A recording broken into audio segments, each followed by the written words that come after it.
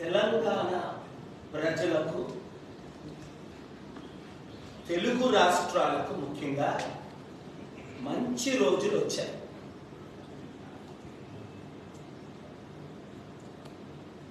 తెలంగాణ ముఖ్యమంత్రి రేవంత్ రెడ్డి గారు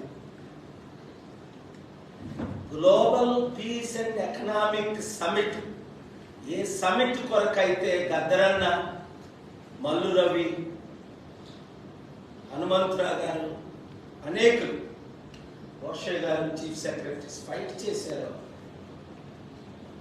ఆ సమిట్ అక్టోబర్ 2, 2024 హైదరాబాద్లో చేయడానికి వారు ఒప్పుకున్నారు. అలాగే దేశ విదేశాల నుంచి ప్రెసిడెంట్లు, ప్రధానమంత్రులు, ప్రెసిడెంట్లు, ముఖ్యంగా బిలియనర్స్, కుబేర్లు మళ్ళా నేను తీసుకురావడానికి ముఖ్యమంత్రి గారు వారిని హోస్ట్ చేయడానికి సమిట్ని హైదరాబాద్కు ఒప్పుకోవడం,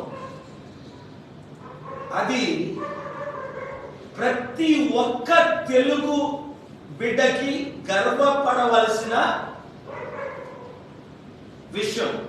ప్రతి నిరుద్యోగి ఆత్మహత్యలు చేసుకోకండి, ప్రతి రైతు ఊహించని రీతిలో అప్పుడు నేను బిల్ క్లింటన్ వెళ్ళి చంద్రబాబు నాయుడు కలు హైదరాబాద్ వెళ్ళంటే Bill Clinton American president Hyderabad వచ్చాడు.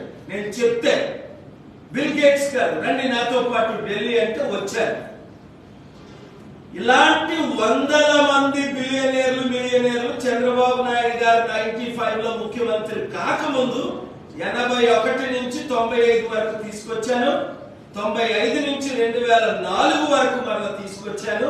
2005 జూలై 5ని సోనియా గాంధీ గారు ఏ పీస్ మిషన్ క్యాన్సిల్ చేశారో, 2007 జూన్ 8ని ఏ సమిట్ అయితే క్యాన్సిల్ చేశారో, Gandhi king Paul centre United Nations headquarters రావడం, సంవత్సరానికి లక్షల కోట్లు, అది ఇప్పుడు నా తమ్ముడు ముఖ్యమంత్రి రేవంత్ రెడ్డి ఒకటే అన్నారు స్లోగన్, రాజశేఖర రెడ్డి గారిని, చంద్రబాబు నాయుడు గారిని, కేసీఆర్ గారిని 16 ముఖ్యమంత్రులు పాట్లో వేసి కుక్ చేస్తే, వండితే ఎవరు బయటకు వస్తాడో ఆయనే హీరో రేవంత్ రెడ్డి.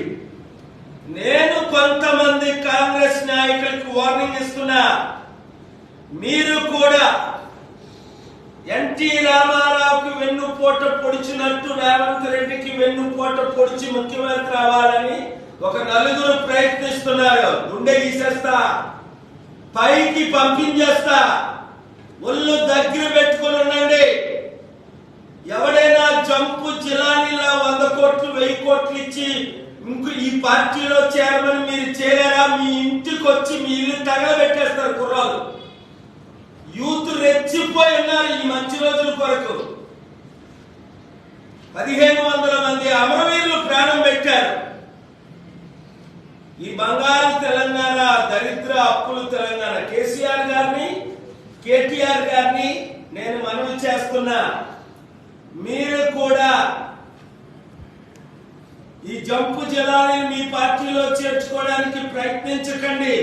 ఎందుకంటే ఉన్నారు వాళ్ళు, ఎవరో నాకు తెలుసు, వాళ్ళ పేర్లు రాహుల్ గాంధీ గారికి కూడా చెప్పాను నేను, వీళ్ళు దొంగలు, వీళ్ళు మంచోళ్ళు అని. ఇప్పుడు రాష్ట్రం, దేశం బాగుపడాలి, అది మనకు ఒకటే గోల్. ఎస్, నేను విశాఖపట్నం ఎంపీగా పోటీ చేస్తున్నాను. విశాఖపట్నం ఓటర్స్ 18 లక్షల మందికి గొప్ప సదవకాశం. ఎందుకంటే ఇప్పుడున్న ప్రతి ఒక్కరు, పేరు చెప్పవలసిన లేదు, అది చంద్రబాబు నాయుడు, జగన్మోహన్ రెడ్డి, పవన్ కళ్యాణ్, మోదీకి తొత్తులైపోయారు. చిరంజీవి మరలా పద్మ విభూషణకు అమ్ముడు పోయాడు. రాజ్యసభ యూపీ నుంచి ఇస్తే బీజేపీలో చేరి క్యాంపెయిన్ చేస్తాడట. అలాంటి బ్రతుకు బ్రతికే కంటే చావే మేలని అపోస్తుండైన పౌల్ అన్నాడు చిరంజీవి. 2008లో పార్టీ పెట్టి 2011లో కాంగ్రెస్ కి ఒక మంత్రి పదవికి నువ్వు కాపులందరినీ 18% ఓట్లు అమ్మేశావే. 2014లో నీకు 1% కూడా ఓట్లు పడలేదే. మరలా 70 సంవత్సరాల వయసులో పెద్ద ప్యాకేజ్ స్టార్ గా మారుతావా? భారత రత్న 3 సార్లు ఇచ్చారు, తీసుకోలే. ప్రపోజ్ చేశారు ఎవరు? బాలయోగ్ గారు స్పీకర్ గా ఉండేటప్పుడు, ఎర్రమనాయుడు గారు మంత్రిగా ఉండేటప్పుడు, బీజేపీ తరఫున వైస్ ప్రెసిడెంట్ షెకావత్ గారు 7 సార్లు నోబెల్ పీస్ ప్రైజ్ 3 సార్లు ఇస్తే వద్దన్నా. నాకెందుకు నోబెల్ పీస్ ప్రైజ్లు, భారత రత్నలు? తిండి లేని వారికి తిండి. ఈరోజు చూడండి రేవంత్ రెడ్డి గారు ఎంత చక్కగా ఎవరో తీయించారట, ఆ లేడీ ఆ చిన్న దుకాణం పెట్టుకుంటే కుమారాంటీ.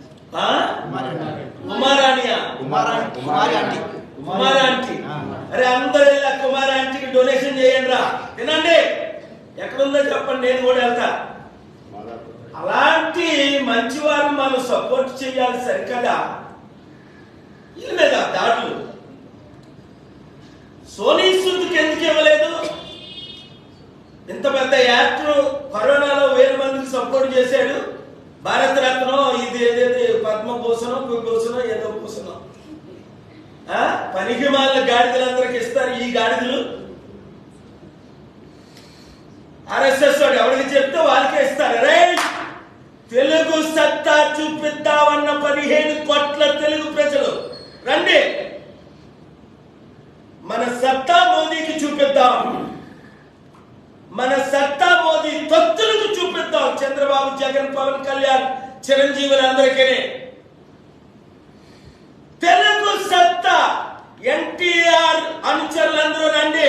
అది చంద్రబాబు గది దొంగ, వెన్నుపోటు పొడిచే గది దొంగ,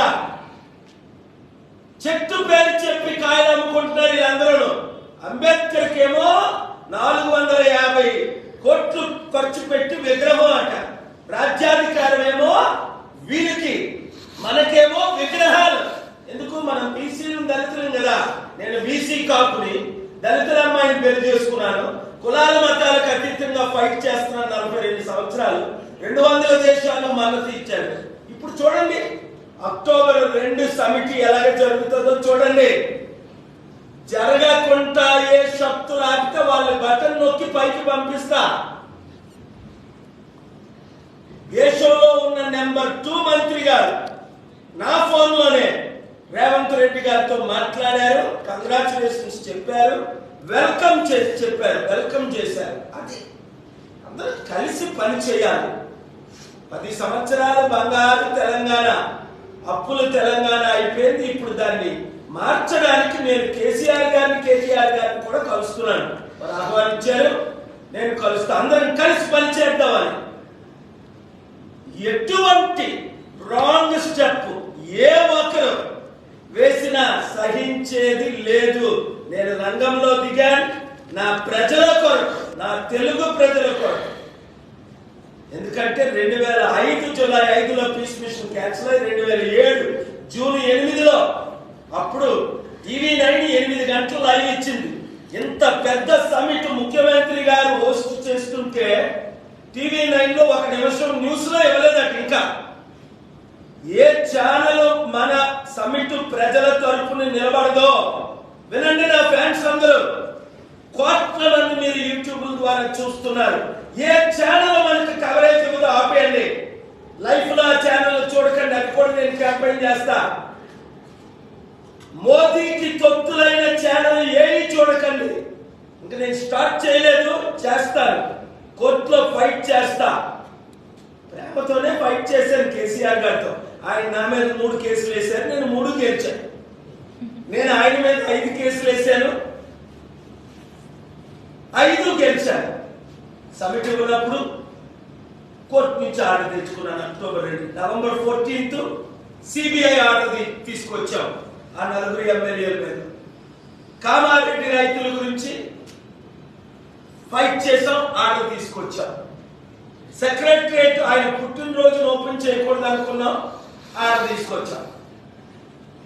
ఇలా ప్రతిదీ ఆర్డర్స్ కోర్టులు ఉన్నాయి మనకు. Thank you very much.